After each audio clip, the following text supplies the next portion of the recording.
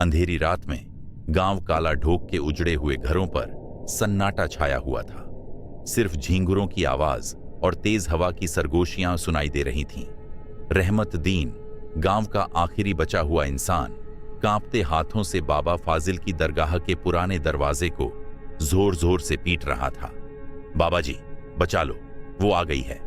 उसकी चीखों में खौफ था, आंखों में दहशत। दरवाजा धीरे धीरे खुला और अंदर से एक कमजोर, झुके हुए बाबा फाजिल ने झांका।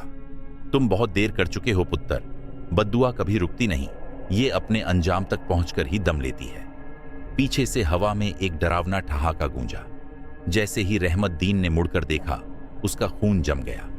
वहां चांदनी में नहाई एक जली हुई औरत खड़ी थी, बीबी जर्मीना, जिसे गांव वालों ने जिंदा जला दिया था, ये कहकर कि वो एक चुड़ैल है। उसकी जली हुई खाल से धुआं उठ रहा था और उसकी खाली काली आंखों में जहन्नुम की आग जल रही थी। रहमत दीन, भूल गए? तुम भी उनमें शामिल थे? उसकी आवाज में जलती आग की सरसराहट थी। रहमत दीन ने पीछे हटने की कोशिश की, लेकिन उसके पैर जैसे जमीन में धंसने लगे। बाबा फाजिल ने जोर से वजीफा पढ़ा, मगर जर्मीना ने अपना जला हुआ हाथ उठाया। एक झटके में दरगाह का दरवाजा राख बन गया। ये गांव मेरा कब्रिस्तान है और तुम मेरे आखिरी गवाह। अब कोई जिंदा नहीं बचेगा। अचानक एक तेज आंधी चली, चिराग बुझ गए और रहमत दीन की चीख गांव की आखिरी आवाज बनकर रह गई। जब सुबह सूरज निकला, गांव की गलियां खाली थीं।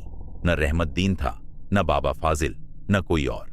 सिर्फ हवा में राख उड़ रही थी और पेड़ों की शाखों पर खून के धब्बे जमे हुए थे। कहते हैं, जो भी इस गांव में रात गुजारने की हिम्मत करता है, वो सुबह तक जर्मीना की राख में बदल जाता है।